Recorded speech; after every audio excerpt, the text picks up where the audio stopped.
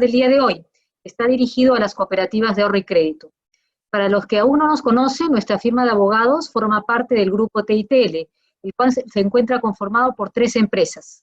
En primer lugar, ACE Consultores, una consultora económica y financiera del grupo, mediante la cual llevamos a cabo valorizaciones, due diligence, estructuraciones económicas financieras de empresas, estudios de mercado, entre otros.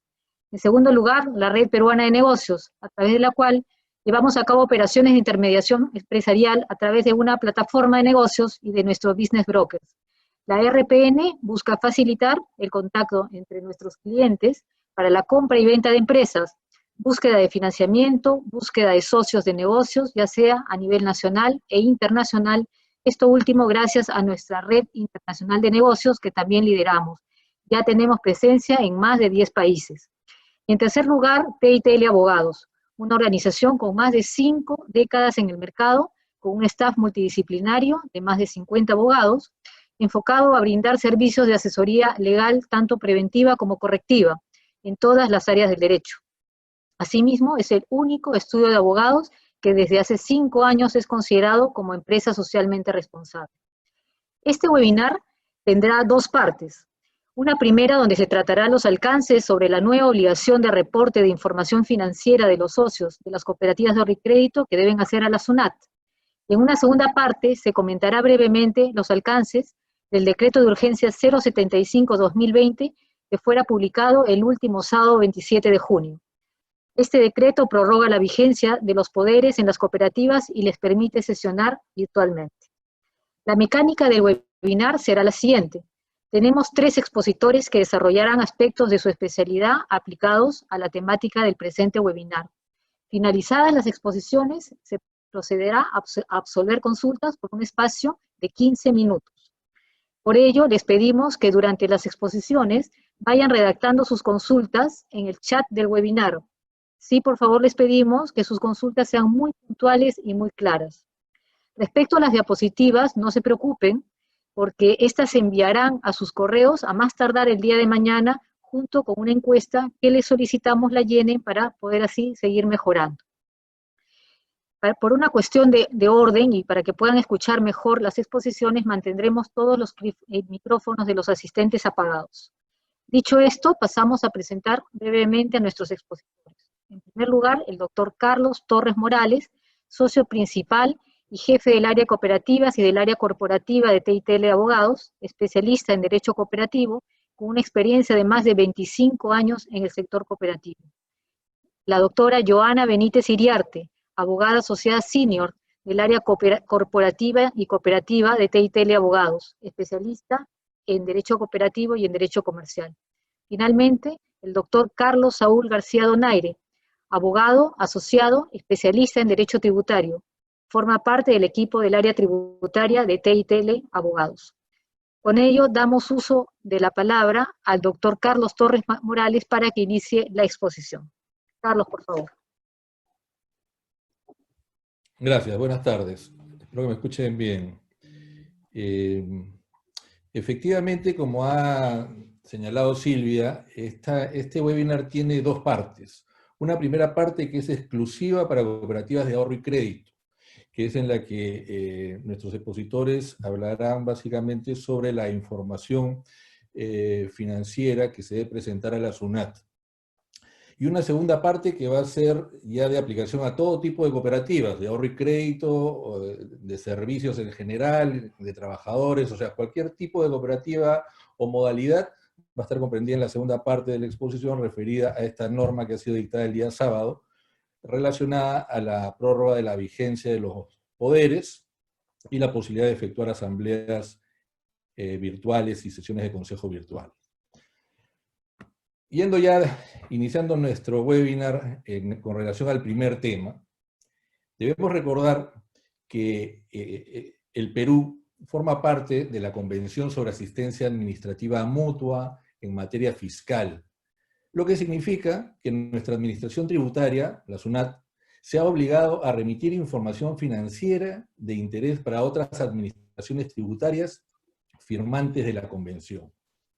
Es en este escenario que mediante Decreto Supremo 256-2018, Economía y Finanzas, se aprobó el reglamento que regula básicamente dos cosas.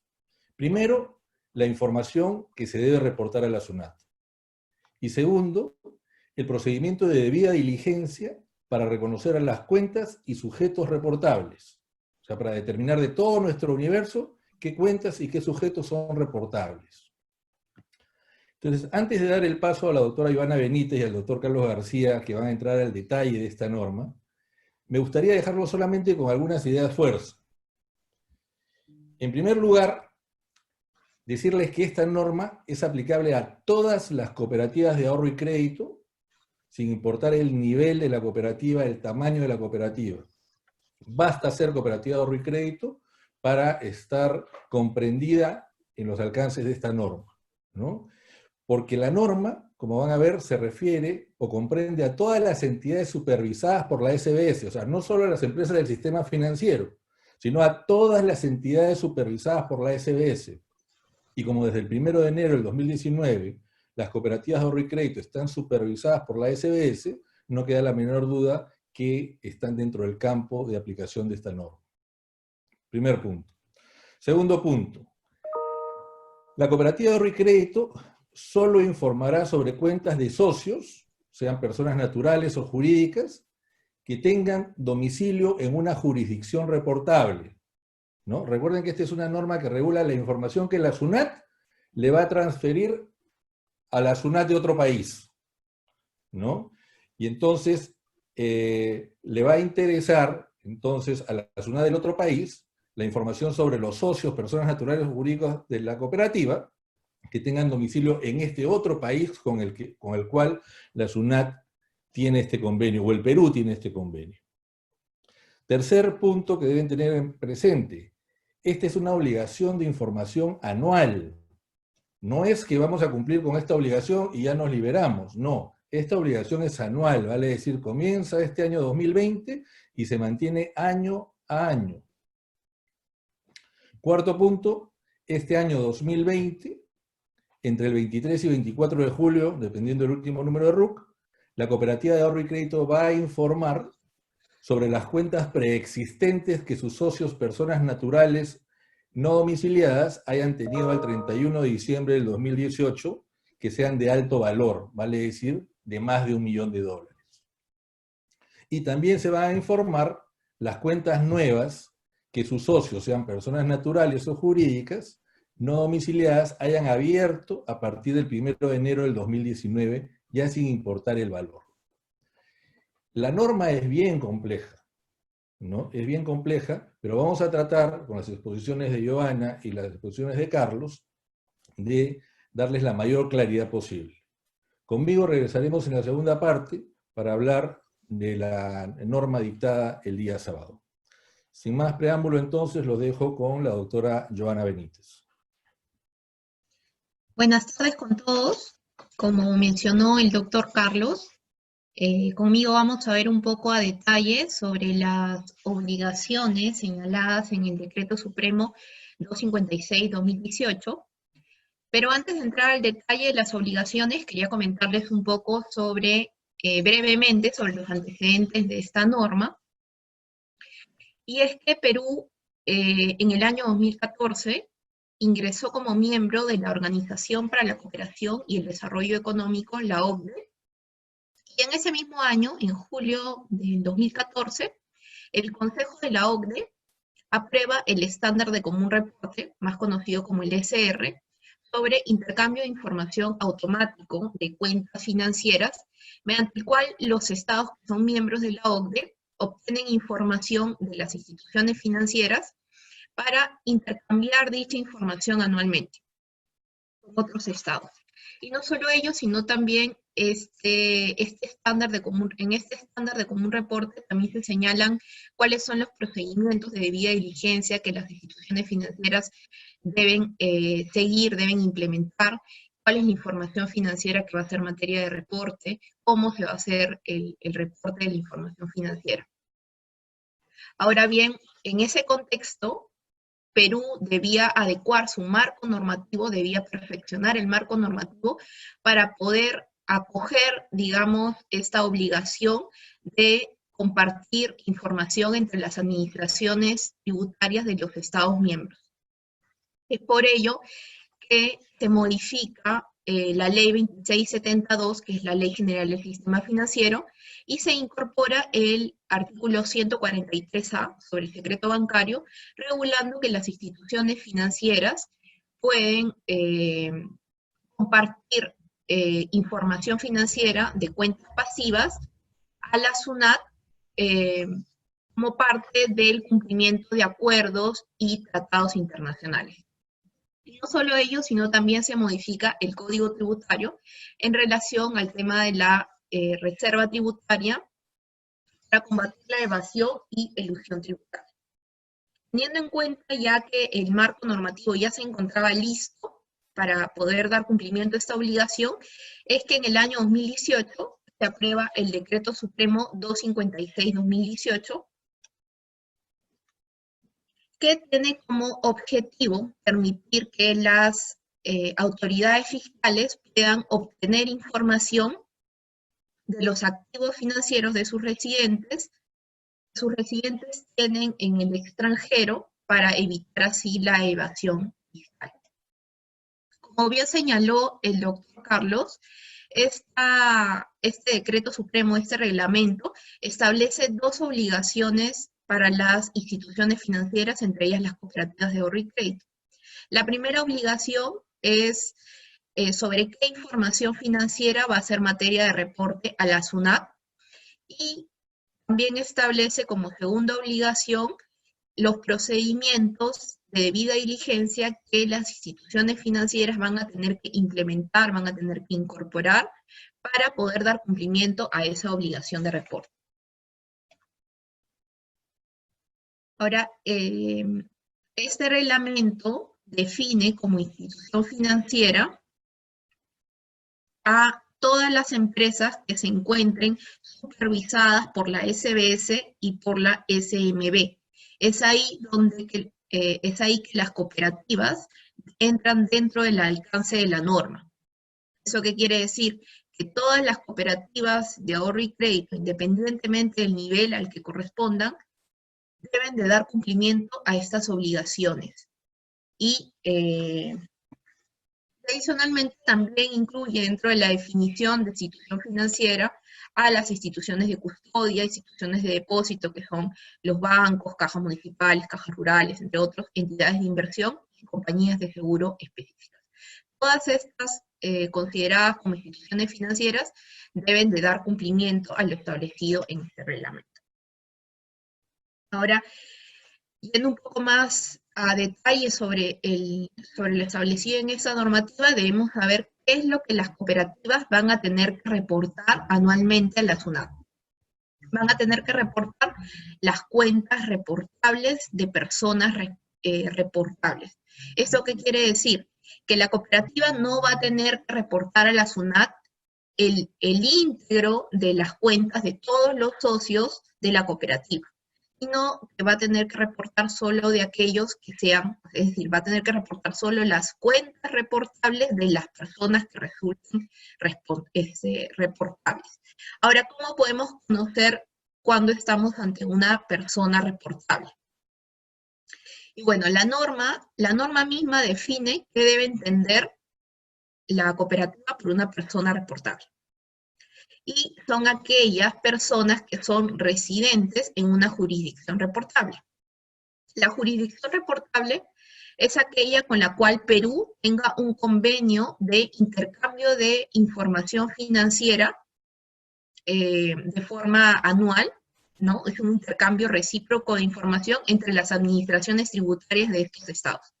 Entonces, en este link de la OECD van a poder encontrar, y que también se encuentra colgado en la página de la SUNAT, el listado de los 137 países con los cuales actualmente la OECD y Perú tienen firmados un acuerdo de transferencia de información recíproca.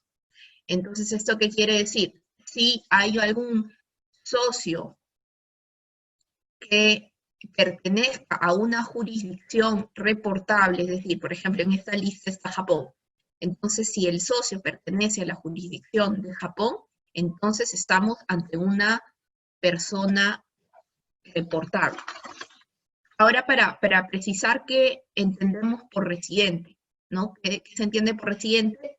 Residente será aquel el que tenga un domicilio para efectos tributarios, ¿no? Entonces, teniendo en cuenta este punto, acá, como ya mencioné, la norma señala, por ejemplo, para efectos, acá cuando hablamos hay dos puntos respecto a la jurisdicción reportable. Para efectos de la obligación de reporte ante la SUNAT, ¿qué se entiende por jurisdicción reportable? Que es lo que ya comenté, cuando aquella jurisdicción con la cual Perú tenga un acuerdo que contemple la obligación de reportar información. Y como vimos, los países que tienen un convenio figuran en este listado y son 137. Pero para efectos de los procedimientos de debida diligencia, se debe verificar la jurisdicción de todos. Es decir, independientemente de si se trata de un socio que es peruano o no, igual se le tiene que aplicar el procedimiento de debida diligencia, como veremos más adelante con el doctor Carlos García, que les va a explicar los procedimientos de debida diligencia, para efectos de que uno pueda saber cuándo estamos ante una persona reportable o no. A todos los socios de la cooperativa previamente se les va a tener que aplicar el procedimiento de debida diligencia año a año. Ahora, ¿qué obligaciones tienen las cooperativas para el ejercicio 2020? Respecto al ejercicio 2018, lo que van a tener que informar ahora a julio de este año, entre el 23 y 24, dependiendo del último dígito del RUC, van a tener que informar las cuentas preexistentes de alto valor de personas naturales. Ahora, ¿cuándo estamos ante una cuenta preexistente? Se consideran cuentas preexistentes de alto valor de personas naturales aquellas que hayan sido aperturadas y que se encuentren activas al 31 de diciembre del 2018 y que superen el monto del $1.000.000. Siempre cuando hablemos de cuentas de alto valor, nos vamos a referir a las cuentas que superen el $1.000.000. Y cuando hablemos de cuentas preexistentes, nos estamos refiriendo a las cuentas que han sido aperturadas y que se encuentren activas antes del 31 de diciembre del 2018. Entonces, para el 2019, lo que tenemos que se va a tener que informar son respecto de las cuentas nuevas, es decir, aquellas que han sido aperturadas desde el 1 de enero del 2019 en adelante y que se encuentren activas, de personas naturales y personas jurídicas. Y en el caso de personas naturales, para rebobinar, en el caso del 2019 se va a tener que informar las cuentas preexistentes y las cuentas nuevas de personas naturales. Y en el caso de personas jurídicas se van a tener que informar las cuentas nuevas que superen el $1.000.000. Cuando hablamos de cuentas nuevas, como mencioné hace un momento, nos referimos a aquellas cuentas que hayan sido aperturadas desde el 1 de enero del 2019 en adelante. Ahora, si estamos ante una cuenta que ha sido aperturada el 1 de enero del 2019, pero al 31 de diciembre del 2019 la cuenta ya ha sido cerrada y ha sido desactivada, igual la cooperativa tiene el deber de informarlo que la cuenta ya se cerró, ¿no? Entonces, para resumir las obligaciones que debe de cumplir las cooperativas para julio del 2020, respecto del 2018, lo que va a tener que informar la cooperativa son las cuentas preexistentes de alto valor de personas naturales.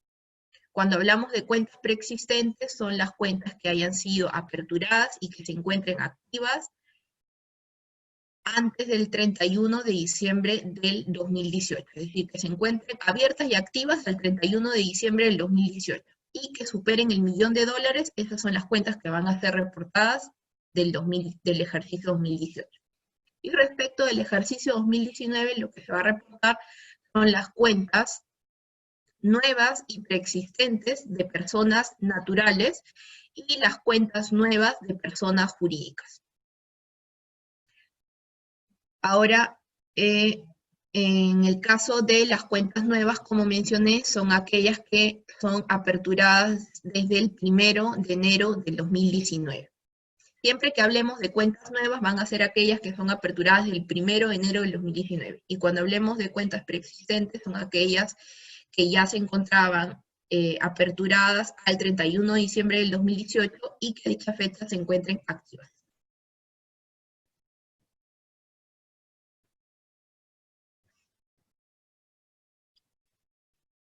Información. Ahora, respecto a la información que se va a reportar en relación a las personas naturales, es decir, sobre la identificación de la persona natural, lo que se va a reportar es el nombre, el domicilio, la jurisdicción de residencia, el número de identificación tributaria y la fecha y lugar de nacimiento del titular de la cuenta.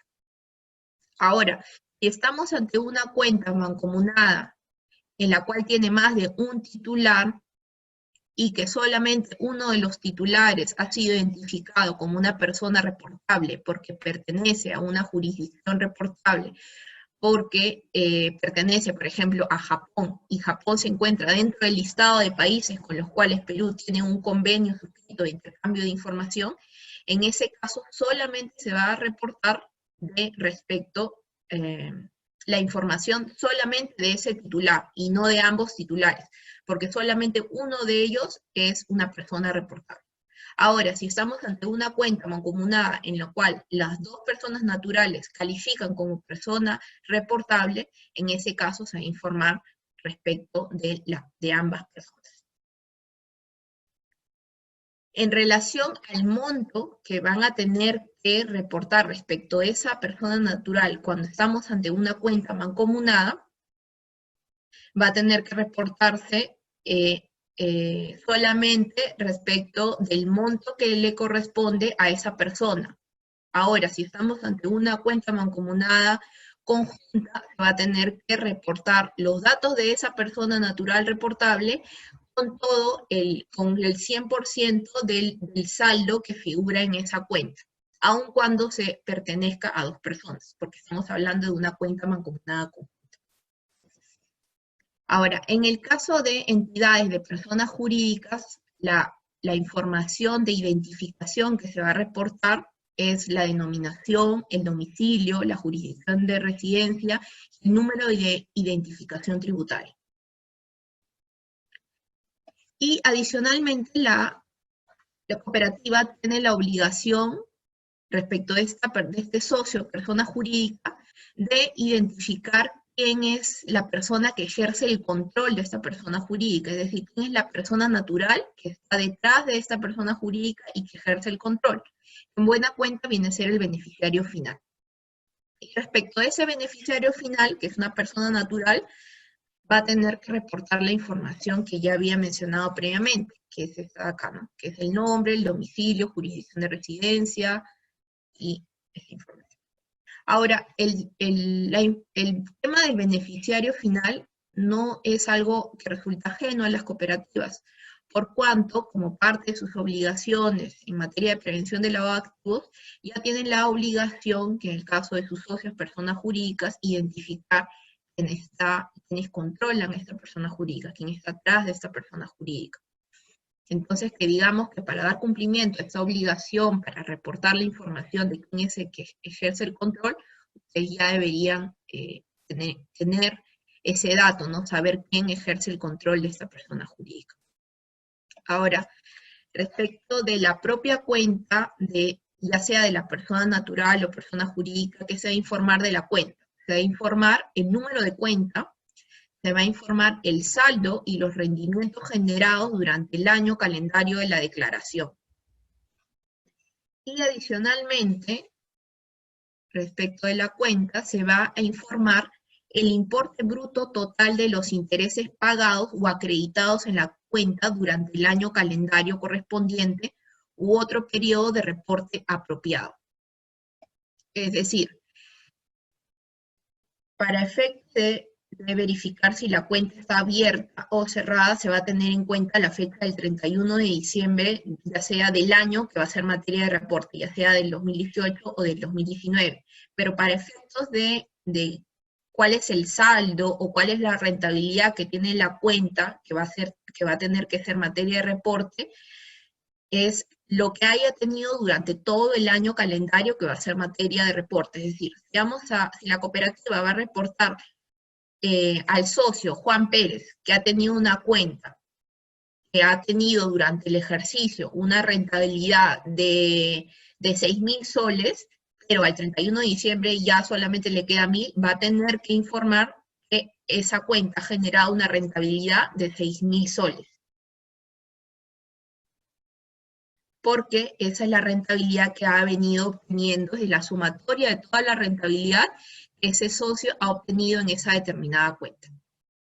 Ahora, no hay que confundirnos cuando mencionemos el término de cuenta de depósito, por cuanto la norma ha definido como cuenta de depósito que comprende la cuenta comercial, la cuenta corriente, cuenta de ahorro, cuenta a plazo o cualquier otra cuenta representada por un certificado de depósito, de ahorro o de inversión, de deuda o similar, ¿no? Independientemente de la denominación que tenga la cuenta internamente por la cooperativa, igual se encuentra dentro de la definición de cuenta de depósito.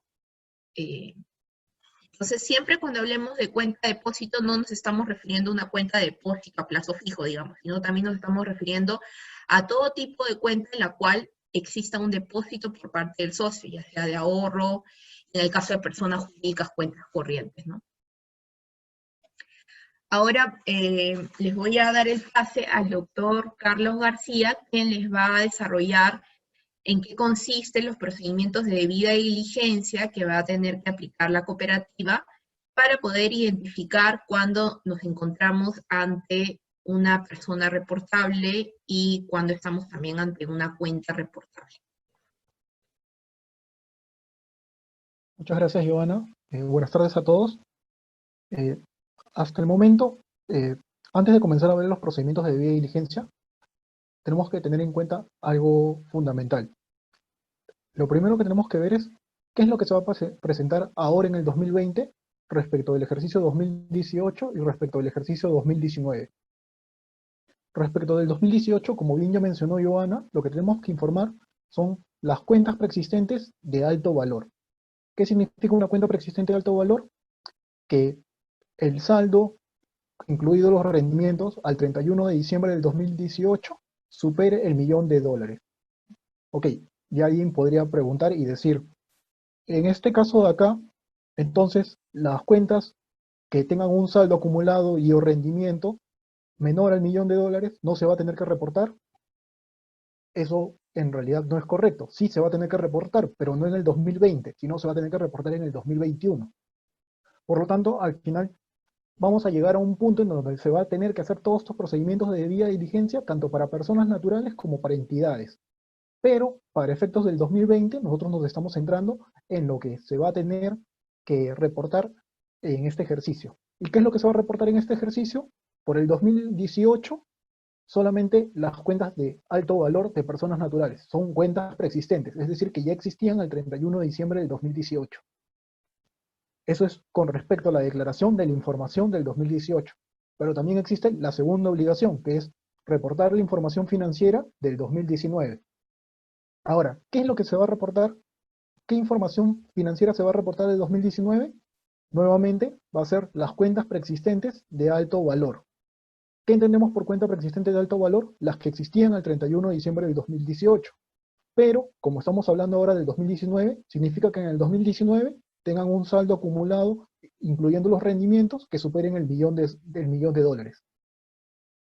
¿Qué más tenemos que declarar en el 2019? Las cuentas nuevas de personas naturales y las cuentas nuevas de personas jurídicas. ¿Qué se entiende por cuenta nueva? básicamente la cuenta que se abra a partir del 1 de enero del 2019. Entonces, hay que partir de 2 puntos. Cuando hablamos de cuenta preexistente, nos estamos refiriendo a una cuenta que se abrió hasta el 31 de diciembre del 2018 y se mantiene todavía abierta, vigente. Luego, cuando hablamos de alguna cuenta nueva, nos estamos refiriendo a la cuenta que se abra a partir del 1 de enero del 2019. Partiendo de esa línea es que vamos a comenzar a ver los procedimientos de debida diligencia. Básicamente el reglamento regula distintos procedimientos de debida diligencia que se va a tener que aplicar según el tipo de titular de la cuenta. Por ejemplo, vamos a tener un procedimiento de debida diligencia para cuentas preexistentes de personas naturales, es decir, para cuentas que ya estuvieran abiertas al 31 de diciembre del 2018, que califiquen de alto valor, es decir, que hayan superado el $1.000.000 al 31 de diciembre del 2018, o para las cuentas de bajo valor, es decir, las que estaban vigentes al 31 de diciembre del 2018 y que no superaron el $1.000.000. También para las cuentas nuevas. Este procedimiento es un procedimiento aparte para las cuentas nuevas, para las cuentas que se abran a partir del 1 de enero del 2019. También va a haber un procedimiento para cuentas preexistentes de entidades. ¿Y qué se entiende por cuentas preexistentes de entidades? De igual forma, para cuentas que superen un determinado monto, en este caso se va a considerar como cuenta preexistente de entidades sujeta a revisión, la que al 31 de diciembre del 2018 o con posterioridad al 31 de diciembre de un ejercicio posterior supere los $250.000.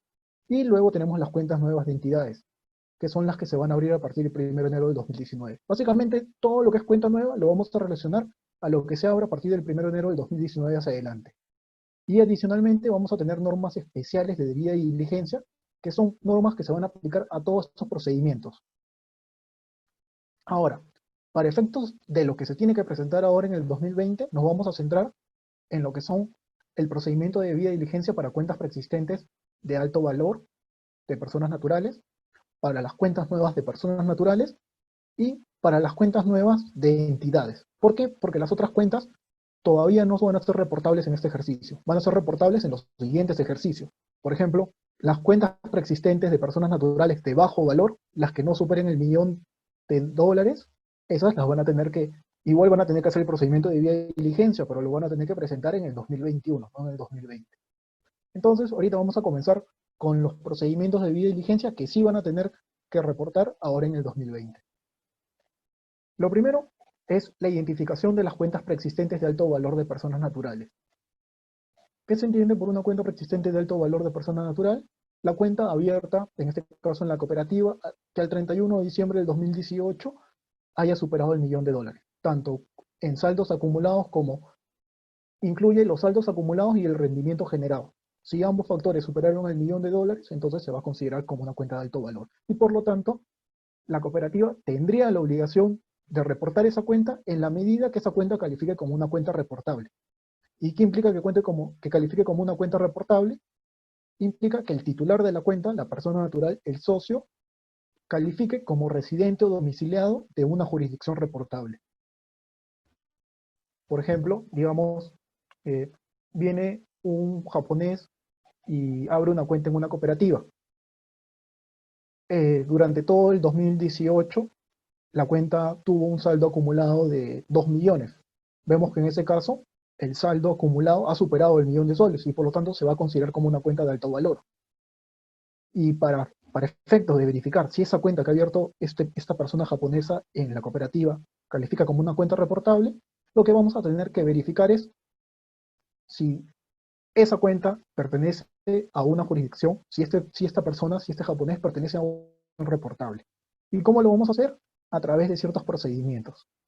En este caso, para las cuentas de alto valor de personas naturales, se establece los procedimientos adicionales de revisión. ¿Qué implica? Que lo primero que vamos a tener que hacer es verificar en los archivos internos de la cooperativa. Vamos a buscar dentro de los archivos internos de la cooperativa indicios que nos permitan acreditar si el titular de esta cuenta al 31 de diciembre del 2018 es residente domiciliado de alguna jurisdicción reportable. Puede que lleguemos en base a indicios a determinar que es sujeto reportable de la jurisdicción X, de la jurisdicción Y, que por efectos fiscales puede tener residencia, domicilio en más de uno o dos países. Luego de haber hecho el procedimiento de búsquedas en archivos electrónicos, este procedimiento lo vamos a explicar ahorita a continuación. Vamos a seguir con un segundo procedimiento, que es búsqueda en archivos de papel. ¿Qué diferencia con el búsqueda en archivos electrónicos? Que básicamente la búsqueda en archivos electrónicos es algo más automático. ¿Por qué? Porque, digamos, si viene un español y quiere abrir una cuenta en la cooperativa va a registrar en su sistema cierta información que le haya brindado a esta persona. Pero no significa que todos los documentos que le ha brindado estén registrados de manera automática, que ustedes hagan una búsqueda y va a salir toda la información. Puede que exista documentación, información que esté en documentación que no necesariamente esté ya pregrabada dentro de los archivos de la cooperativa. Y por lo tanto, en ese caso, lo que van a tener que hacer es buscar en archivos de papel, buscar documentos que se hayan presentado, que tenga la cooperativa en su poder, y de esa manera determinar a qué jurisdicción reportable pertenece esta persona, este titular de la cuenta. Luego de eso, acá viene un rol importante que van a tener que cumplir con sus trabajadores. Consultar al asesor financiero. ¿Qué implica esto? Que la COPA no solamente va a tener que hacer la búsqueda en archivos electrónicos, sino que también, adicionalmente, lo que va a tener que hacer es consultar al asesor financiero. ¿Y qué vamos a entender en este caso por asesor financiero? Es básicamente el trabajador de la cooperativa que está en contacto directo con las cuentas de los titulares, con las cuentas de los socios. ¿Quién más que este asesor financiero, este trabajador de la cooperativa, para conocer la residencia, los montos, los saldos de los titulares de estas cuentas? Puede darse el caso que exista un socio que tenga diferentes cuentas y que en acumulado superen el $1.000.000 de dólares. De repente el propio sistema no ha botado la alerta, pero el asesor ya lo sabe, y el asesor va a tener la obligación de comunicar a la cooperativa de que ha encontrado un nuevo indicio, un nuevo hallazgo que da a conocer que esta persona, este titular de la cuenta, ahora su cuenta califica como una cuenta de alto valor. ¿Por qué? Porque en conjunto, sumando todas sus cuentas, se llegó a superar el $1.000.000 de dólares. Y por lo tanto se va a tener que verificar si esta persona pertenece a una jurisdicción reportable. Si determinamos que pertenece a una jurisdicción reportable, entonces vamos a tener que calificarlo como cuenta reportable e informarlo dentro de esta declaración que vamos a presentar. Ahora, ¿cómo es que se realiza la búsqueda en archivos electrónicos? No es que ustedes van a tener que ir a alguna entidad del Estado a comenzar a recabar información, sino que esta búsqueda en archivos electrónicos lo que se centra es buscar dentro de la misma cooperativa qué información posee la cooperativa. Dentro de todos los documentos va a comenzar a buscar determinados indicios que permitan acreditar a qué residencia, a qué domicilio se le puede atribuir a esta persona natural. Por ejemplo, el primer indicio que tendríamos que buscar es la identificación del titular de la cuenta como residente de alguna jurisdicción reportable. Si tenemos en nuestros sistemas algún documento, alguna información ya cargada que nos permita identificar que este titular de la cuenta es residente de alguna jurisdicción reportable, según la lista de países que mostró Giovanna en el enlace, en ese supuesto de ahí, entonces vamos a considerar, en base a este primer indicio, digamos como que el titular de la cuenta es residente o domiciliado de la jurisdicción X. Pero luego vamos a ver que existen otros indicios. Por ejemplo, la dirección postal o domicilio actual, o una mucho más fácil de identificar, que es uno o varios números de teléfono en una jurisdicción reportable y ningún número en Perú. Puede darse el caso que tengan un socio, y ese socio, digamos, tiene una cuenta que tiene más de $1.000.000 de dólares en la cooperativa, y entonces ustedes van a comenzar a hacer este procedimiento de búsqueda en archivos electrónicos. Y se dan cuenta que, por ejemplo, ese socio no pueden identificar cuál es su residencia, cuál es su país, su jurisdicción, tampoco ven que tenga algún número telefónico en Perú, y comienzan a revisar, y el sistema les bota que tiene diversos números, pero todos esos números pertenecen, digamos, a España. Entonces, en base a ese indicio, podrían considerar que esos números de ahí corresponden a la jurisdicción del titular de la cuenta. Si esos números son de España, entonces podrían asimilar, y en base a este indicio, que el titular de la cuenta pertenece a España. Y tendrían que verificar si España es una jurisdicción reportable. Si determinan que España es una jurisdicción reportable, entonces, en base a la lista que se ha aprobado, si España aparece en esa lista, entonces ustedes van a tener que informar esta cuenta como cuenta reportable. Vamos a ver determinados indicios. Por ejemplo, otro indicio que es muy recurrente es instrucciones vigentes de transferencia de fondos. a una cuenta abierta en una jurisdicción reportable. En este caso de acá, ustedes tienen un socio y el socio tiene abierta una cuenta en la cooperativa. Y el socio les ha dado una instrucción vigente a ustedes, una instrucción de que cualquier depósito que llegue a la cooperativa, cualquier rendimiento que se genere, se traslade de la cuenta de la cooperativa a una cuenta del exterior. En ese supuesto de ahí, también ya vamos a tener un indicio que todos los meses o cada vez que existe dinero en la cuenta, todo ese dinero está yendo a parar a un país, a una jurisdicción X. Y por lo tanto, en base a ese indicio, se podría decir que esta persona, este titular de la cuenta, termina siendo residente de la jurisdicción X. ¿Por qué? Porque ahí es donde se están destinando todos sus fondos. Luego también tenemos otro tipo de indicio, que el titular de la cuenta haya concedido un poder notarial a un extranjero, por ejemplo, alguien que tenga una jurisdicción en el país Y. Como no tenemos más información del titular de la cuenta, sino solamente del representante, y este representante pertenece a una jurisdicción reportable, vamos a considerar que el titular de la cuenta también probablemente pertenece a la misma jurisdicción a quien le otorgó el poder. Por lo tanto, ya vamos teniendo varios indicios que nos pueden decir que esta persona es sujeto reportable de X, sujeto reportable de Y, o sujeto reportable de X y Y. Y luego también tenemos otro indicio, que lo importante de acá, recordamos, tenemos en este caso 6 indicios. Si estamos en el indicio A al D, ahí, al menos si determinamos un indicio, vamos a considerar que es residente de esa jurisdicción, de la cual hemos encontrado el indicio. Pero ¿qué pasa si solo encontramos el indicio F? ¿Cuál es el indicio F? Instrucciones de retención de correspondencia o una dirección para la recepción de correspondencia en una jurisdicción reportable. Puede que tengamos solamente la información del socio de una dirección para la conservación y la custodia de correspondencia, que básicamente no acredita que sea su dirección, porque es, digamos, les han dado un buzón en el cual va a llegar toda la correspondencia, y no significa que de esa correspondencia va a ir luego remitida al socio, simplemente la información se va a quedar ahí guardada en custodia hasta nuevo pronunciamiento del socio. En ese supuesto ya no podrían determinar a qué residencia o jurisdicción pertenece este socio. Por lo tanto, en ese supuesto de ahí, lo que van a tener que hacer es pedirle una declaración jurada al socio, para que el socio les diga, yo soy residente domiciliado de tal jurisdicción. Y también documentación que evidencie esa declaración, porque no necesariamente significa que por presentar la declaración yo voy a ser residente de tal país. Puede que te diga que soy residente del país Z, pero porque sé que el país Z no es un país de una jurisdicción reportable, por lo tanto no vas a tener que informar mi cuenta.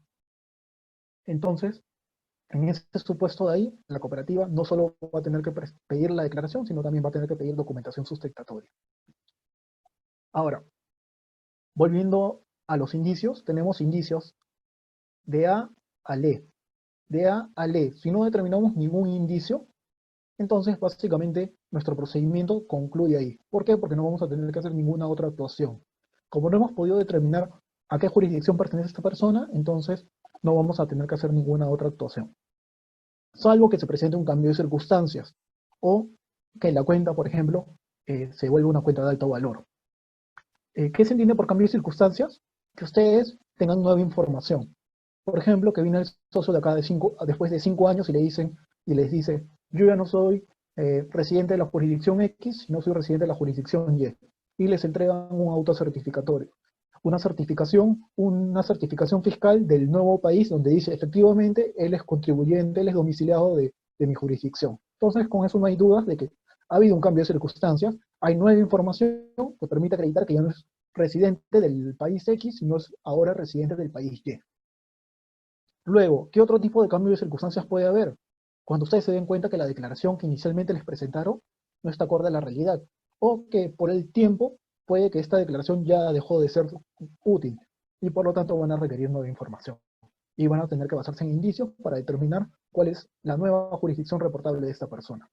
Pero ¿qué pasa si nos encontramos dentro de alguno de estos indicios? Entonces vamos a considerarlo como residente de la jurisdicción en la cual pudimos determinar en función de indicios. Por ejemplo, si vimos que dentro de los documentos que hemos revisado, hemos podido determinar que es residente de España, entonces vamos a considerarlo como residente de España. Si también hemos podido determinar que es residente de Portugal, entonces también lo vamos a considerar como residente de Portugal, en base a todos estos indicios. Y por lo tanto, si Portugal y España resultan ser jurisdicciones reportables, vamos a tener que informar esta cuenta tanto a España como a Portugal.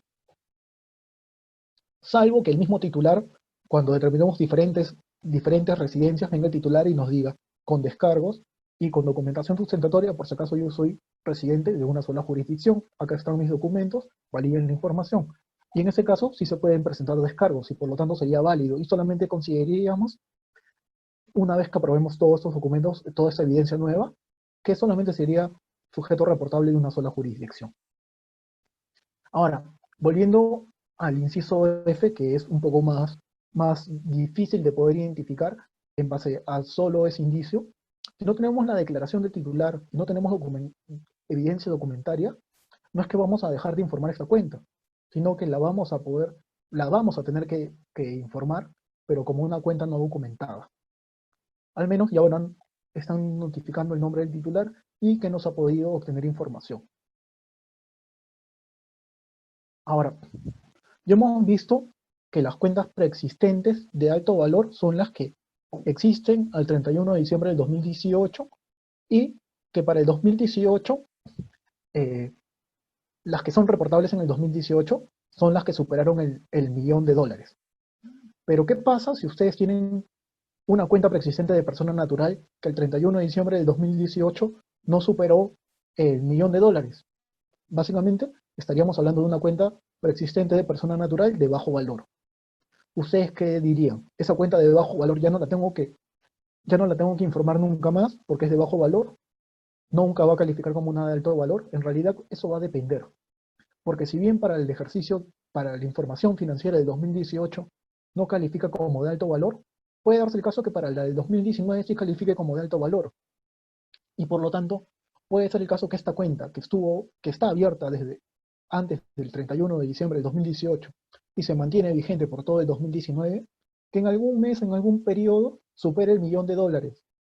Y si supera el $1.000.000, entonces va a calificar como una cuenta preexistente de alto valor. Y si califica como una cuenta preexistente de alto valor, entonces vamos a tener la obligación, si es que llegamos a concluir que pertenece a una jurisdicción reportable, de informar sobre esta cuenta. Y ahora acá sí hay que tener mucho cuidado, porque puede que ustedes hayan seguido aplicando el procedimiento para las cuentas de bajo valor y que lo informen a la SUNAT bajo el procedimiento establecido para las cuentas de bajo valor.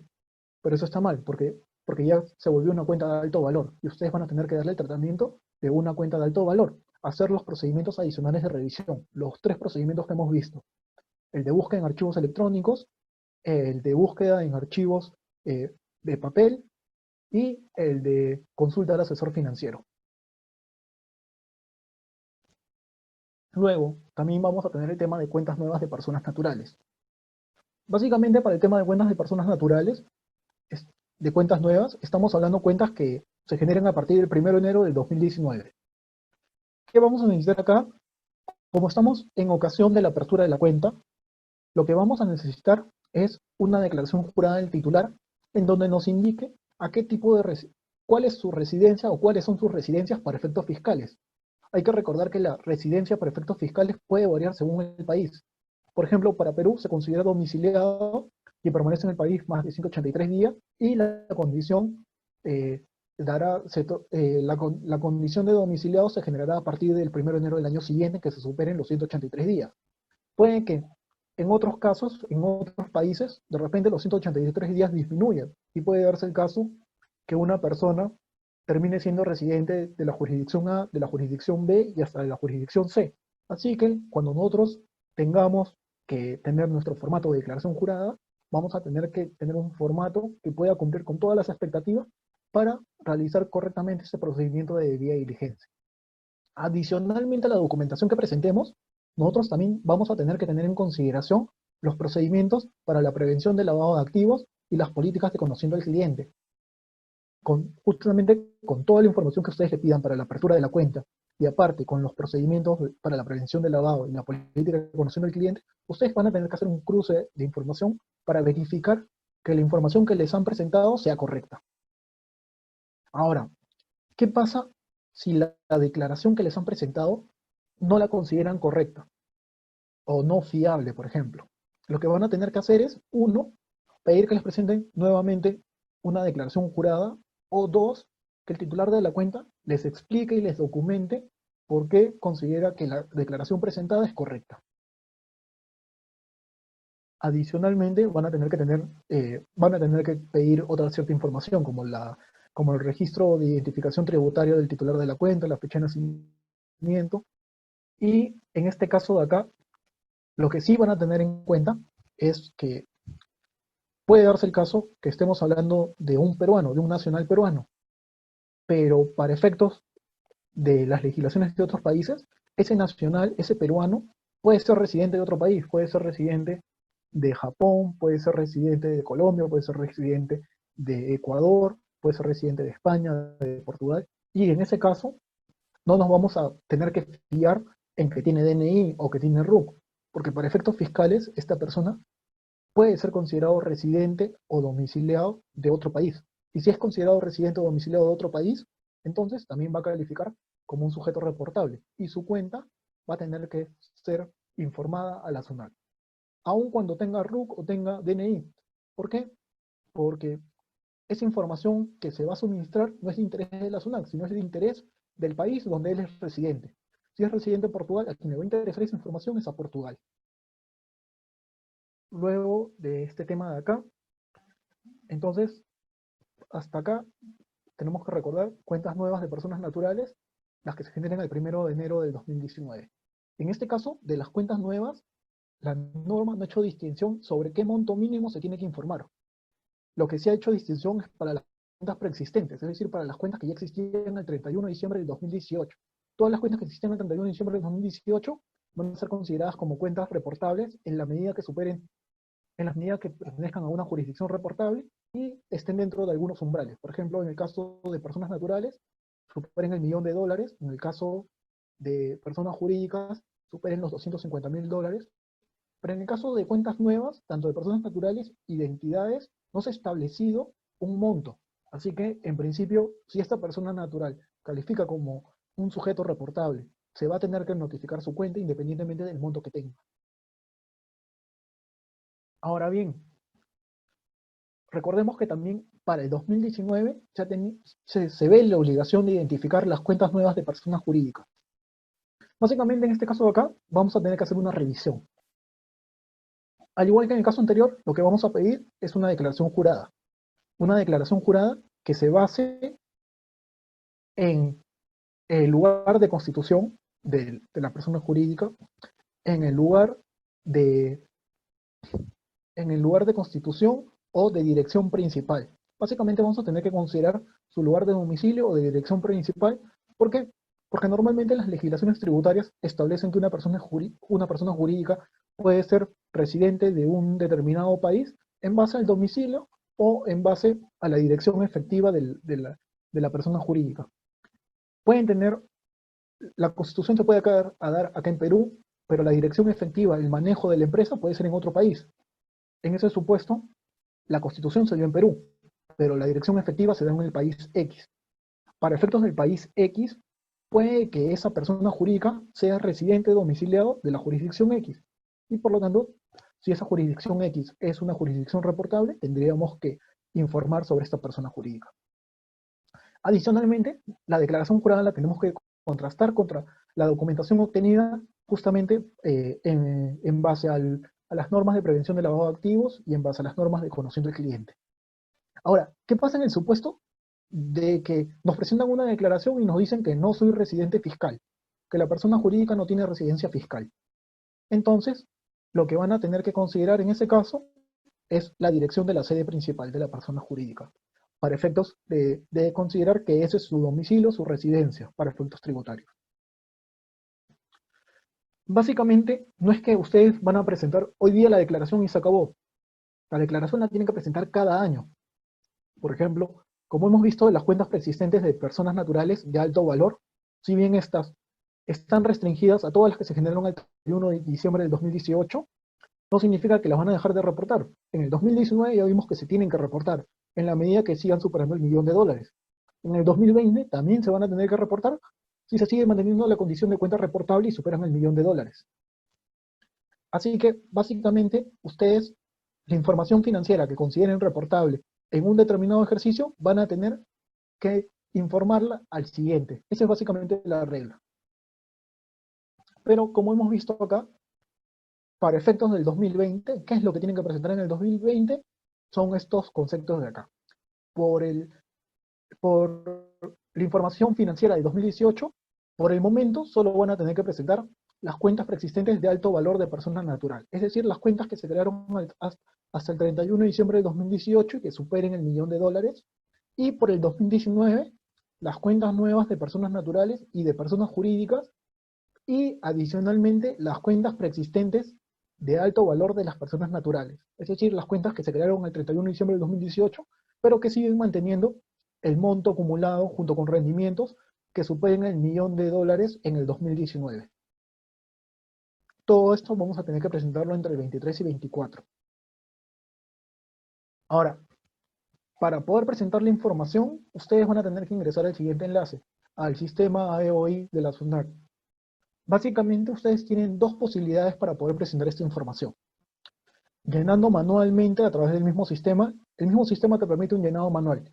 Te permite que vayas ingresando dato por dato del tipo de cuenta, o si tienen muchas cuentas por reportar, ustedes ya tienen la opción de subir el archivo, generar un XLS, generar su archivo en Excel y subirlo con toda la información que requiere el sistema.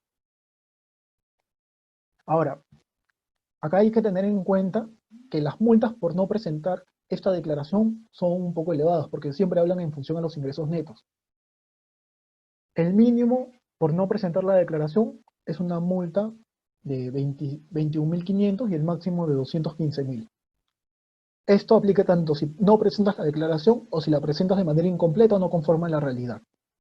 Luego, también tenemos multas por incumplir la obligación de contar con el sustento adecuado que acredite el procedimiento de debida diligencia que hemos realizado. Por ejemplo, si ustedes presentan su declaración pero no tienen un respaldo adecuado del procedimiento aplicado, entonces igual también les va a aplicar unas multas. Y básicamente, como hemos visto, las multas en general no disminuyen del 0.3 de los ingresos netos hasta el 0.6 de los ingresos netos. Igual en el caso de que la SUNAT vaya y le solicite comparecer, le solicite información sobre los procedimientos aplicados, la documentación que sustenta la declaración que han presentado, en esos casos de ahí, si no tienen el respaldo correspondiente, igual van a aplicar multa.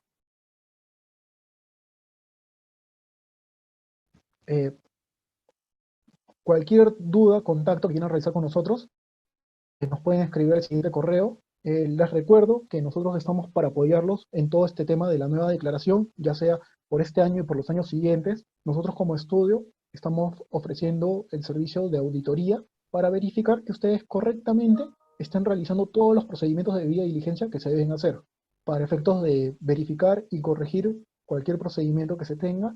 Adicionalmente, si ustedes prefieren, también podemos ayudarlos con el tema de la capacitación para los trabajadores, porque esto involucra ya a más de un solo personal. Acá no solamente la función se basa en un oficial de cumplimiento, sino que en realidad es una obligación que necesita el apoyo de varias personas. Y adicionalmente también lo que estamos elaborando, por si les interesa, es un manual de procedimiento para efectos de la correcta aplicación y correcto funcionamiento del procedimiento de debida diligencia.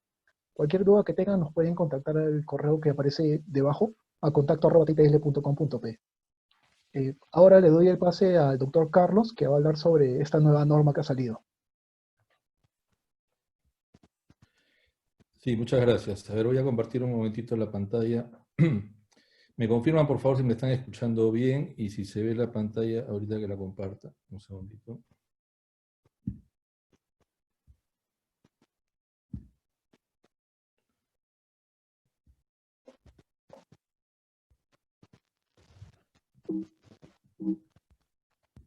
Ok, ¿se ve la pantalla? Sí, sí se escucha y se ve la pantalla.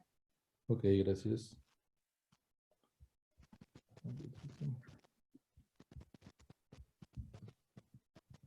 Muy bien. Como señalamos, la segunda parte de este webinar está destinada unos breves minutos a comentar la norma que ha sido publicada el día sábado, el decreto de urgencia 075-2020, que en la segunda y tercera disposición complementaria y final se refiere a la prórroga de los poderes vencidos y la realización de asambleas o sesiones no presenciales o virtuales en todas las cooperativas.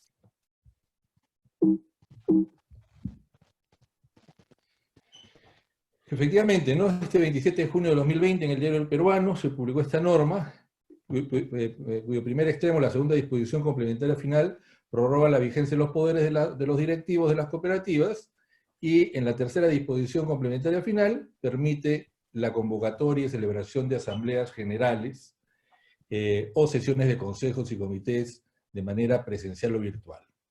Primer punto, esta es una norma aplicable a todos los tipos y modalidades de cooperativas, ¿no? Hace un minuto nos hemos estado refiriendo a la obligación de presentar información financiera, que es una norma exclusiva para cooperativas de ahorro y crédito. Esta norma, publicada el 27, que entró en vigencia el 28 de junio, es aplicable a todas las cooperativas, sin importar el tipo o modalidad. Siguiente. Hablemos de las prórrogas de los poderes, ¿no?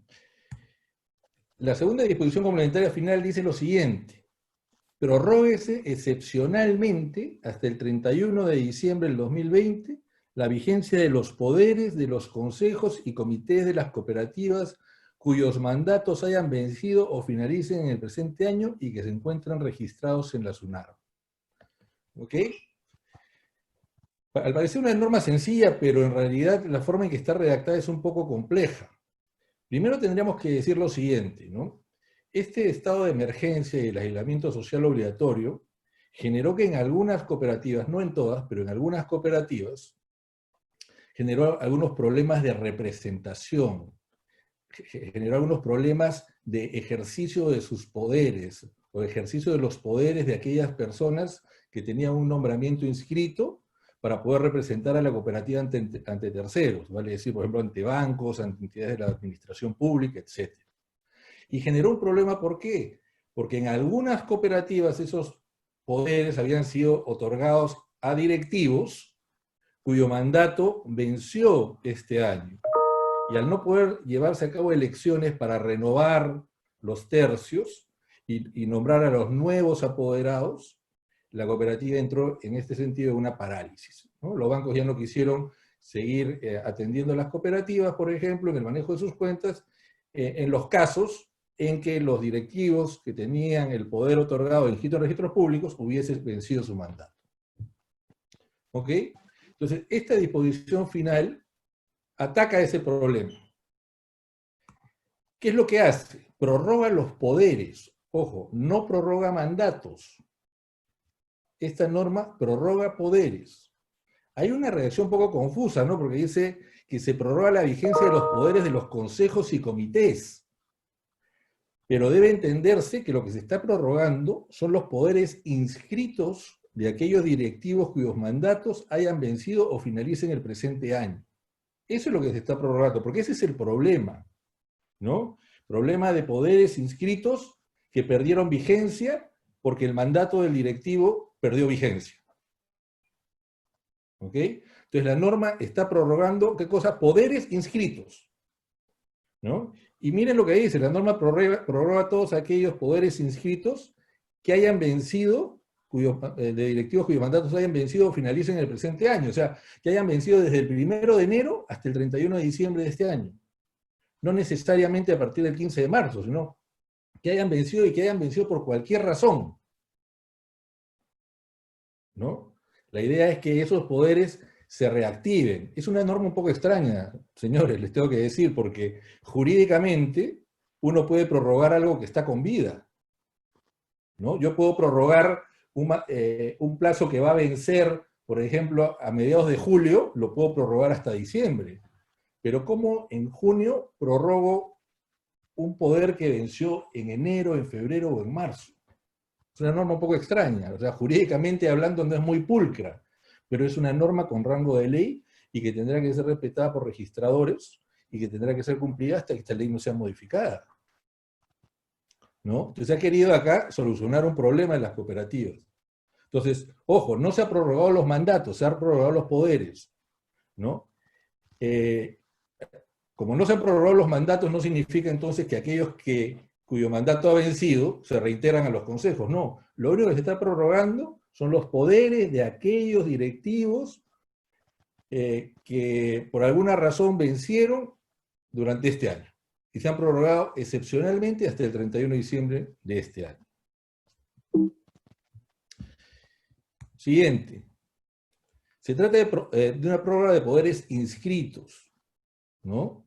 La norma ahí en esto sí es claro, dice, entonces la prórroga dispuesta solo va a alcanzar a los poderes inscritos de los miembros de los consejos o comités que tengan mandato vencido o que venzan durante el presente año por cualquier razón. Vale decir, si hubo algún poder otorgado a algún directivo y este poder no está inscrito, la norma no tiene absolutamente nada que ver con ese poder.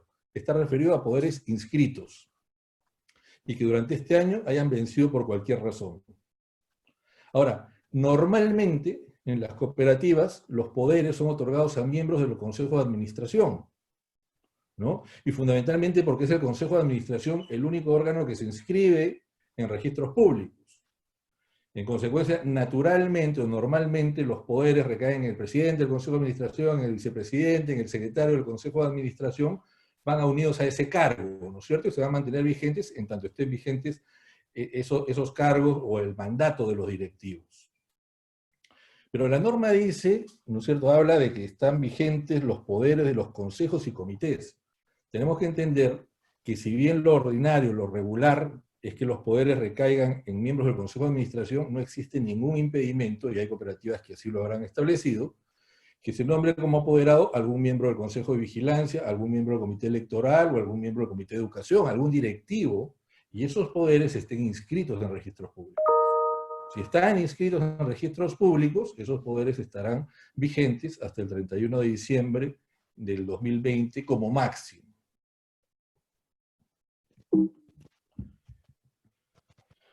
La prórroga, entonces, es hasta el 31 de diciembre del 2020. Entendamos que esta es una norma excepcional, de carácter transitorio, ¿no?, que busca permitir que las cooperativas salgan de este entrampamiento en el que se encuentran por no haber podido llevar a cabo sus renovaciones anuales de tercios, y porque justamente se trataba de directivos que culminaron su mandato y que tenían sus poderes inscritos en registros públicos.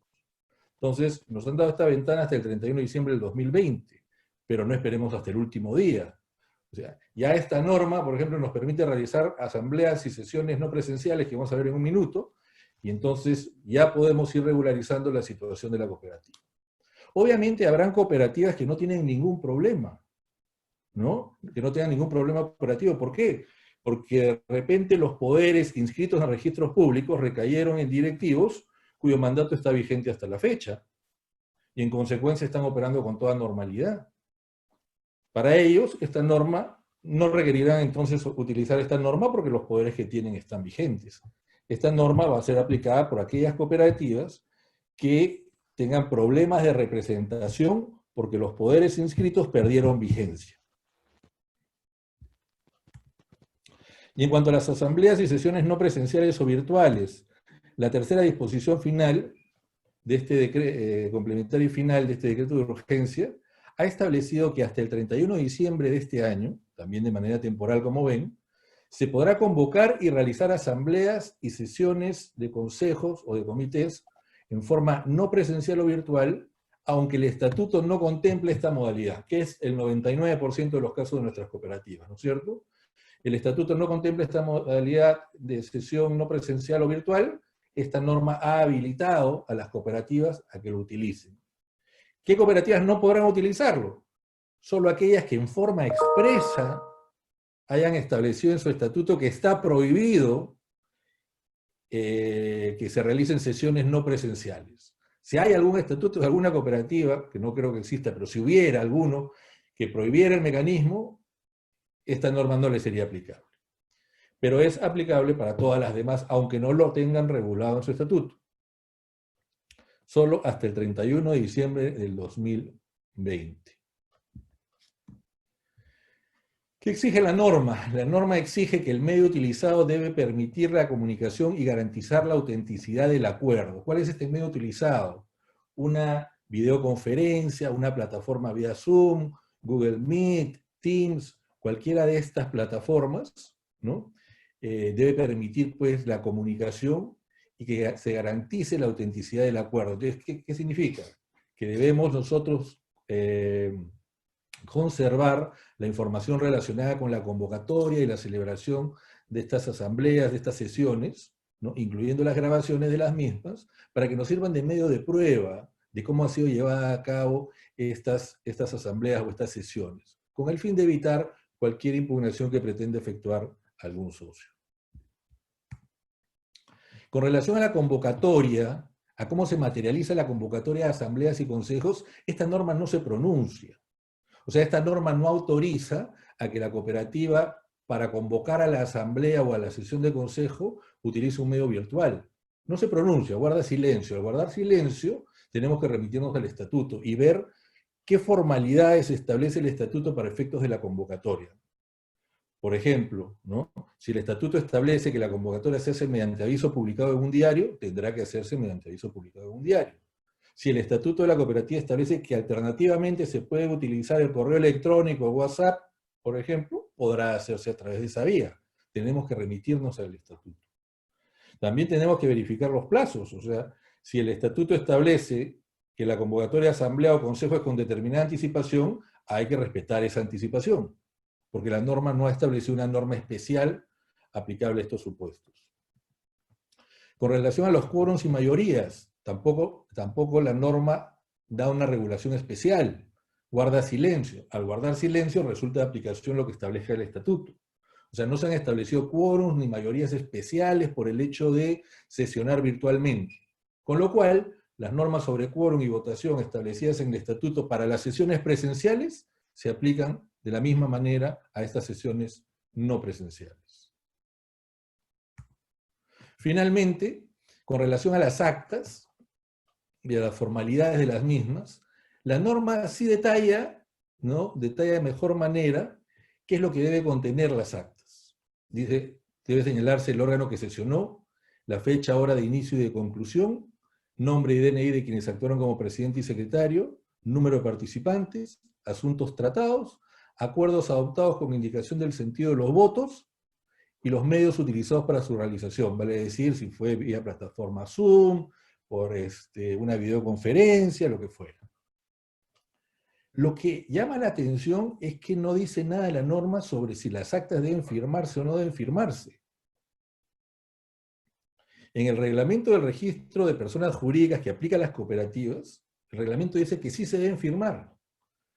Pero en esta regulación se ha omitido señalar si se debe o no se debe firmar. Acá va a haber un problema, porque algunos dirán, no, la norma ha establecido por esta situación y por el hecho de que se tiene que hacer de manera virtual, que no requiere de firma. Vamos a ver si los notarios aceptan actas sin firmas. Desde nuestro punto de vista, las actas requieren necesariamente de firma, ¿no? Y como tampoco se ha permitido que se utilice una firma digital, esta firma va a tener que ser la firma física. Es todo por el momento lo que les quería comentar sobre esta norma y quedo también a disposición para cualquier pregunta que tengan a bien efectuar. Gracias. Muy bien, iniciamos el periodo de absolución de consultas por un periodo de 15 minutos.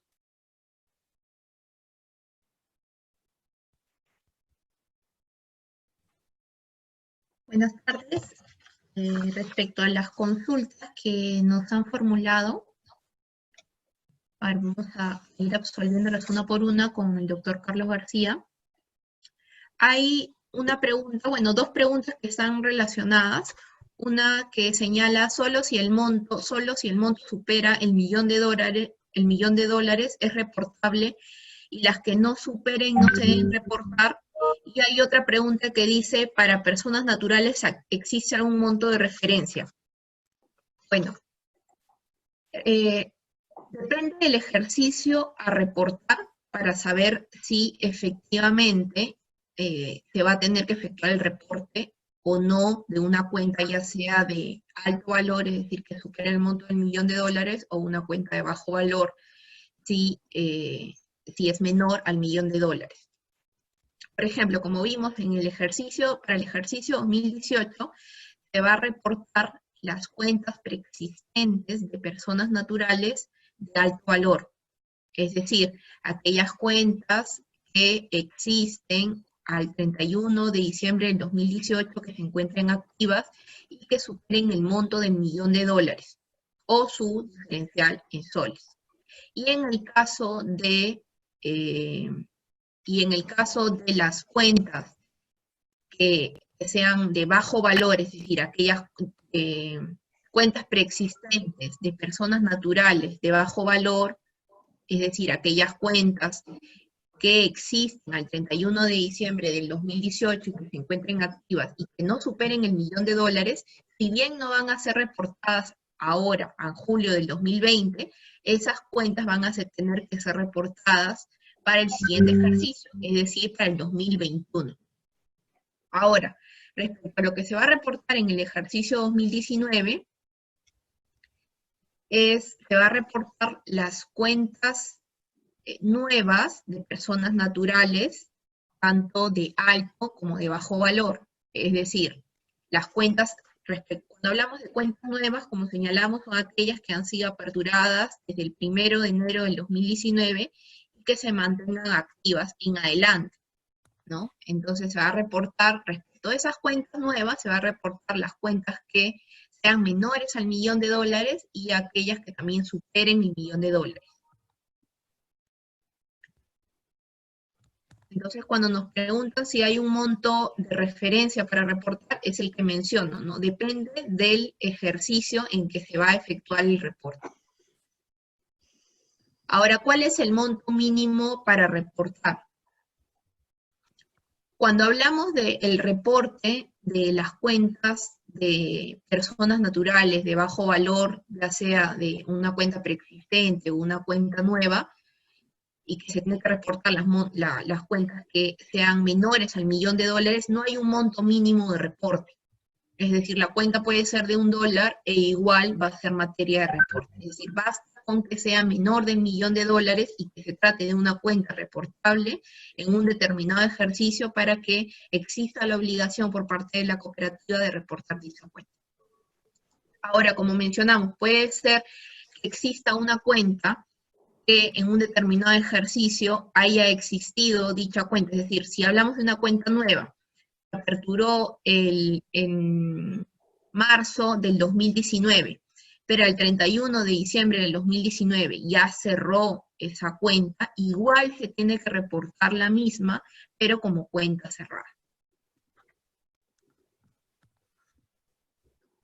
No se reportan, hay dos preguntas que están relacionadas. Dicen, no se reportan saldos actuales y se va a reportar solo el saldo o todo el acumulado.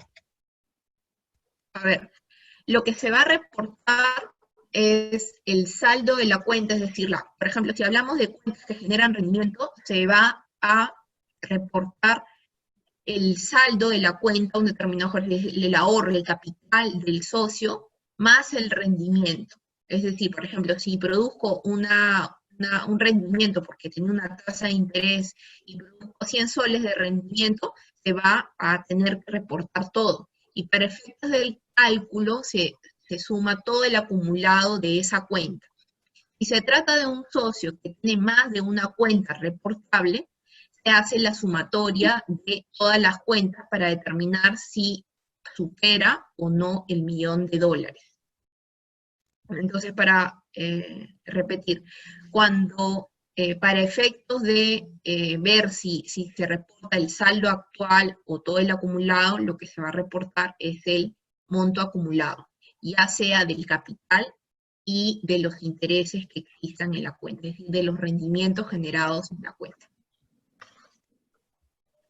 Respecto del 2000, hay otra pregunta que dice, respecto del ejercicio 2018, entiendo que se informarán los rendimientos, es decir, las ganancias que superen el $1.000.000, o se refiere a los montos depositados simplemente.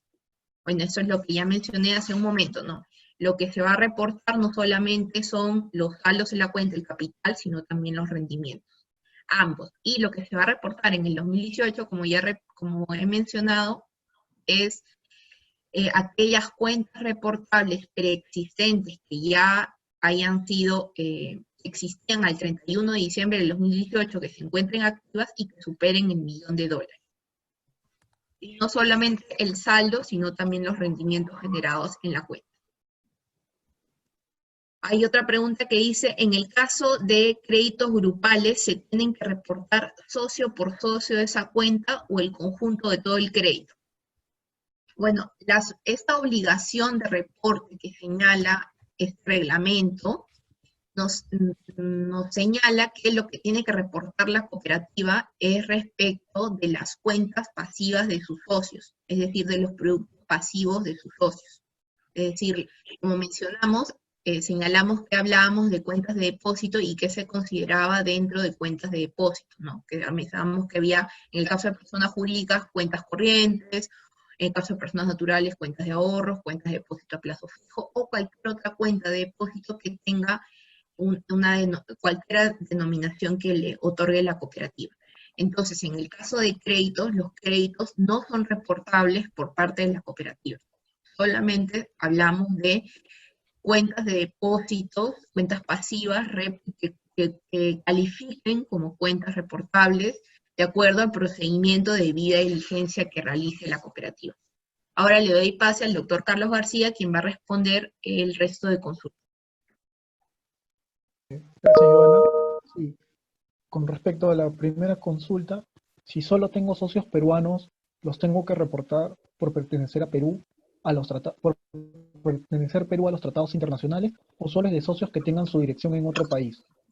Acá lo importante que tenemos que tener en cuenta es que no estamos hablando de una dirección, de una ubicación física. Por ejemplo, el estudio, su dirección, Cañón del Pato 103. No estamos hablando de una dirección en concreto. Lo que estamos hablando es la condición de este titular de la cuenta. Si la condición del titular de la cuenta es residente o domiciliado de una jurisdicción reportable, entonces vamos a tener que reportar esa cuenta.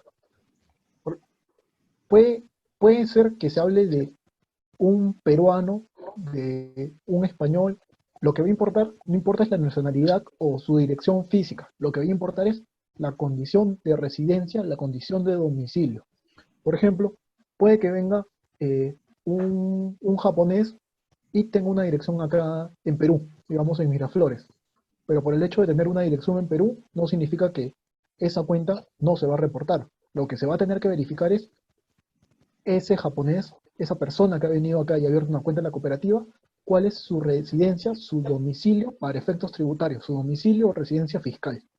En este caso, digamos, en el ejemplo que hemos planteado, digamos que él ha venido a Perú y recién ha permanecido unas semanas y abierto la cuenta en la cooperativa. Ahí es una cuenta nueva, así que ustedes van a pedir van a pedirle que realice una declaración según determinados formatos para que ustedes puedan determinar la residencia, y ahí van a comprobar que su residencia, que su domicilio fiscal es realmente Japón, y por lo tanto van a determinar que esa cuenta va a calificar como una cuenta nueva reportable. ¿Por qué? Porque se trata de una cuenta abierta por un titular que domicilia o reside en una jurisdicción reportable. Entonces, para estos efectos de acá nos tenemos que olvidar de la palabra dirección. La dirección física solamente es lugar donde va a habitar o morar, pero acá lo que importante es el domicilio o residencia para efectos fiscales. Y ese domicilio o residencia para efectos fiscales va a variar según la legislación de cada país.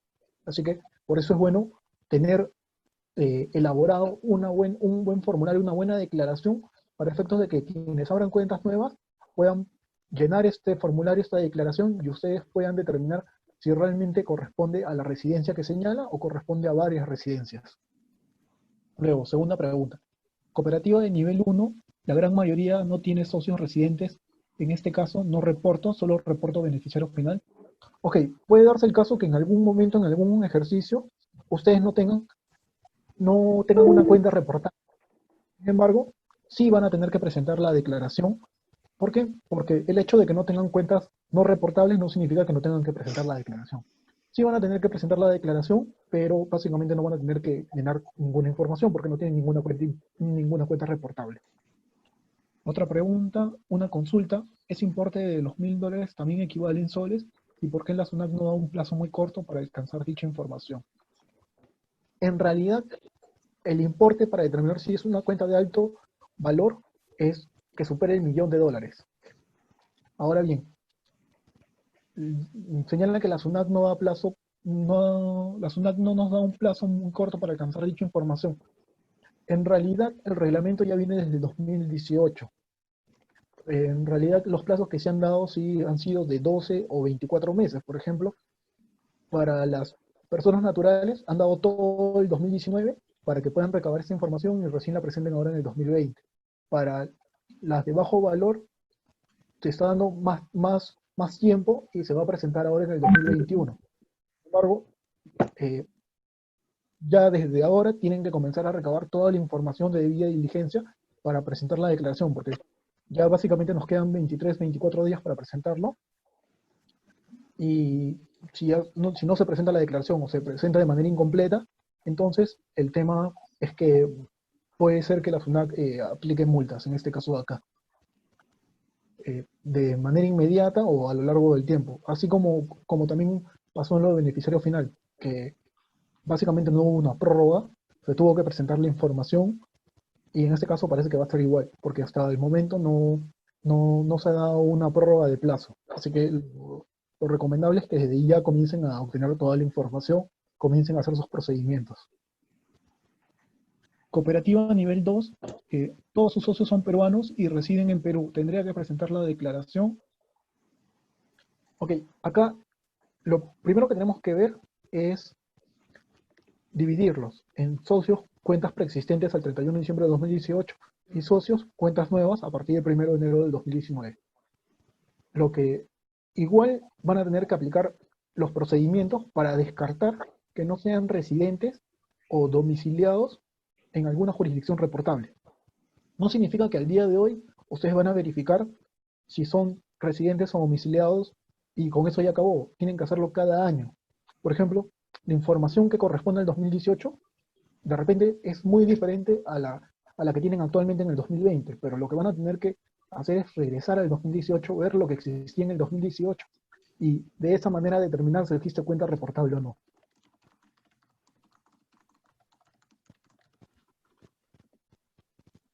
Ok, esas serían todas las preguntas con respecto a esa nueva obligación. Le doy el pase al doctor Carlos Torres para que les comente sobre las demás preguntas. Ok, gracias Carlos. A ver si me permites compartir la pantalla.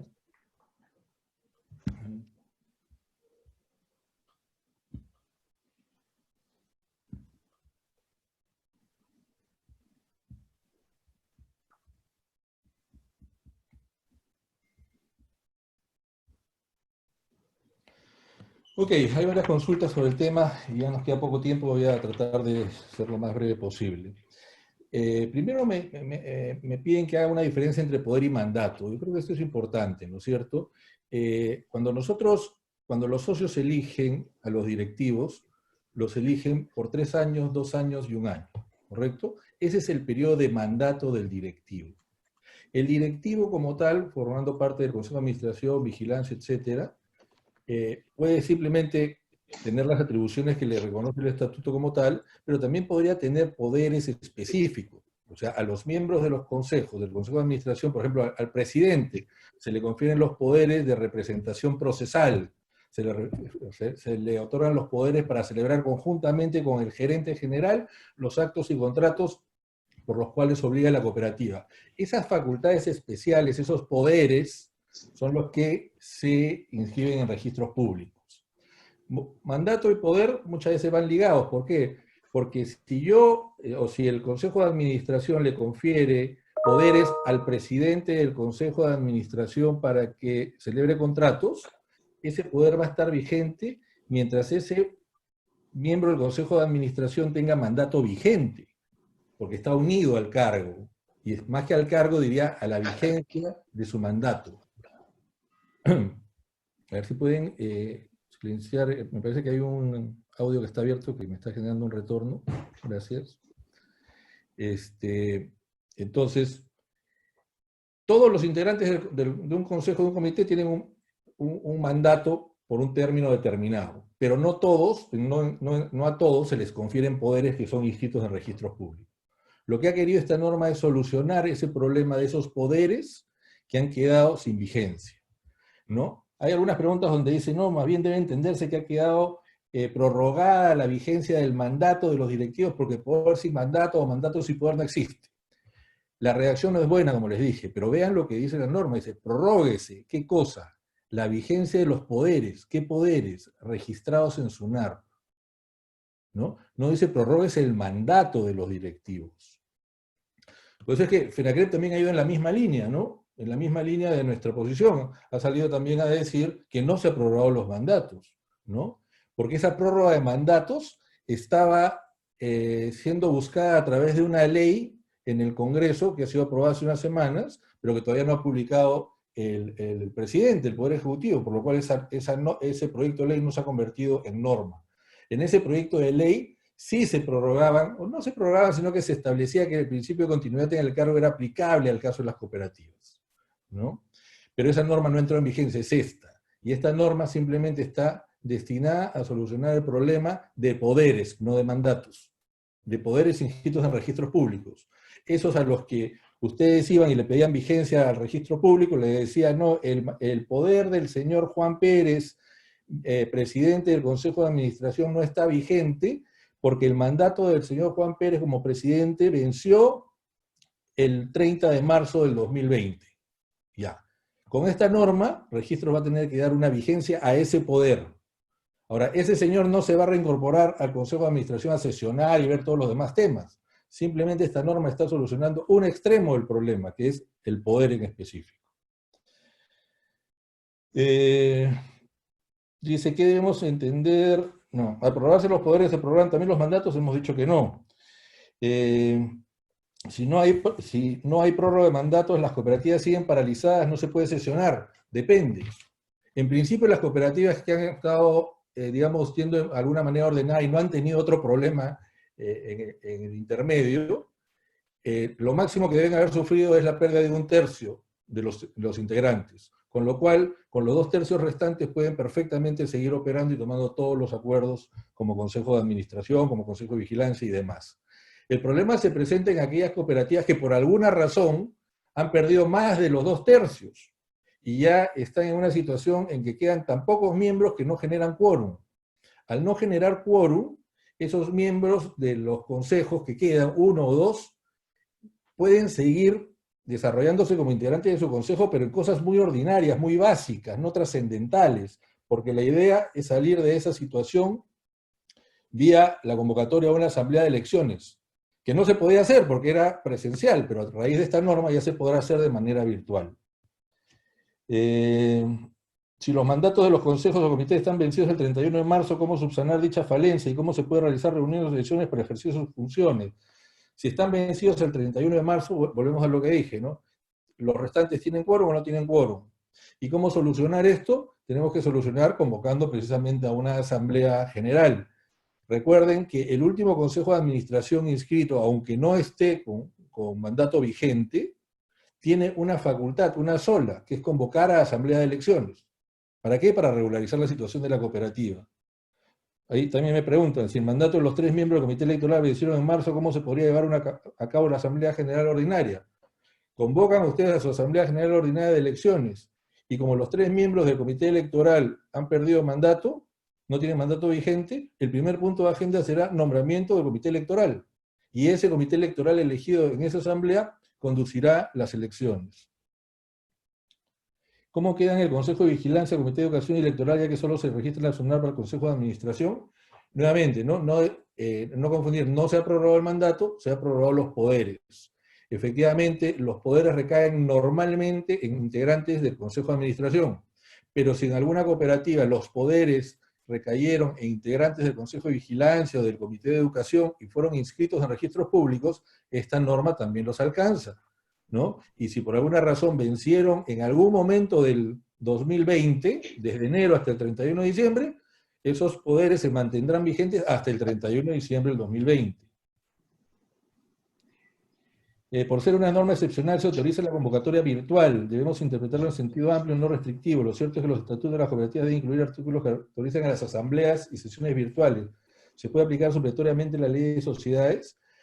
No necesitamos ya aplicar supletoriamente la ley de sociedades para realizar la asamblea o sesión no presencial, porque esta norma ya lo permite. O sea, es más, nos dice, aunque tu estatuto no lo permita, yo te faculto. He creado un mecanismo transitorio. Tú quieres que sea permanente, contémplalo en tu estatuto. Pero si no lo contemplas, esta facultad va a ser transitoria hasta el 31 de diciembre del 2020. Lo que no permite la norma es que la convocatoria sea virtual. No lo permite. No lo permite. Y acá no podemos ampliarnos, ni irnos, ni siquiera en aplicación supletoria de la ley de sociedades, porque la ley de sociedades dice que para que la convocatoria sea virtual también tendrá que ser establecida en el estatuto. Entonces, por eso es que decíamos, la convocatoria, la formalidad, si es por aviso publicado, si es por notificación personal, si es por correo electrónico, y el tiempo de anticipación de la convocatoria dependerá de lo que señale el estatuto. Bueno, el dictamen 5265 ya lo comenté, ¿no? Me da la impresión, o sea, tenemos el proyecto de ley aprobado por unanimidad en el Congreso, que no solamente permitía las sesiones de asamblea y de consejos de manera virtual, sino que también permitía que se aplique supletoriamente la continuidad en el cargo en consejos y comités de las cooperativas. Vale decir, que anualmente no vencieran, sino hasta que hubiera una nueva elección, ¿no? Este decreto de urgencia ha regulado una parte, que es las asambleas o sesiones virtuales, correcto. No se pronuncia sobre la continuidad en el cargo, por eso es que decimos no ha ampliado los mandatos ni prorrogado los mandatos de los directivos. Ha optado por ir por la prórroga de poderes vencidos, los ha resucitado y los ha prorrogado hasta el 31 de diciembre. Eso es lo que ha pasado. Ha resucitado poderes muertos y le ha dado un último aliento hasta el 31 de diciembre del 2020. Mi impresión es que si el Poder Ejecutivo ha optado por esta vía, va a observar el proyecto de ley que ha sido, la ley que ha sido remitida para su promulgación. Me parecería, ¿no? Sería lo congruente, ¿no? De repente no, de repente termina publicando esa ley y esa ley, bueno, en cuanto a mandatos de los directivos, prevalecerá.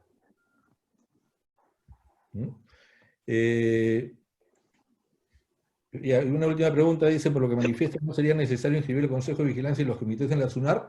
No, ya desde hace muchos años, registros públicos han establecido, no a través de una norma, lo que pasa es que falta esa claridad, no hay una norma que de forma expresa lo diga, hay una norma de forma indirecta en el reglamento de inscripciones, pero básicamente a través de jurisprudencia, que el único órgano que se inscribe en registros públicos es el Consejo de Administración, ¿no? Porque es el órgano que tiene representación, es el órgano que da poderes, ¿no? Es el órgano cuyos directivos, ¿no?, normalmente representan a la cooperativa frente a terceros.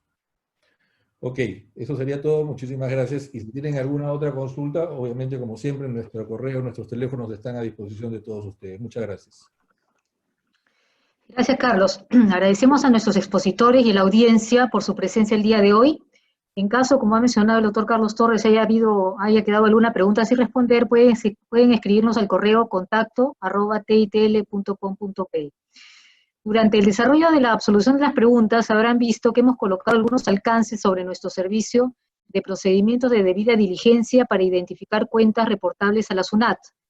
Toda la información de este servicio será enviada a sus correos, y si se encuentran interesados pueden escribirnos al correo, que repito es contacto@titl.com.pe. Por otro lado, también aprovechamos para invitarlos a participar de nuestro próximo taller, Los Principios Cooperativos, el mismo que tiene por finalidad brindar conocimiento sobre los alcances de los principios cooperativos y las normas que regulan a las cooperativas de ahorro y crédito. Para mayor información, pueden ingresar al link que aparece en el chat para que un asesor se comunique con ustedes o contactarse vía WhatsApp al 994-343-173. Con esto, pues, damos por finalizado nuestro webinar. Esperamos reencontrarnos pronto en otros eventos. Muchas gracias, buena salud para todos y seguimos adelante.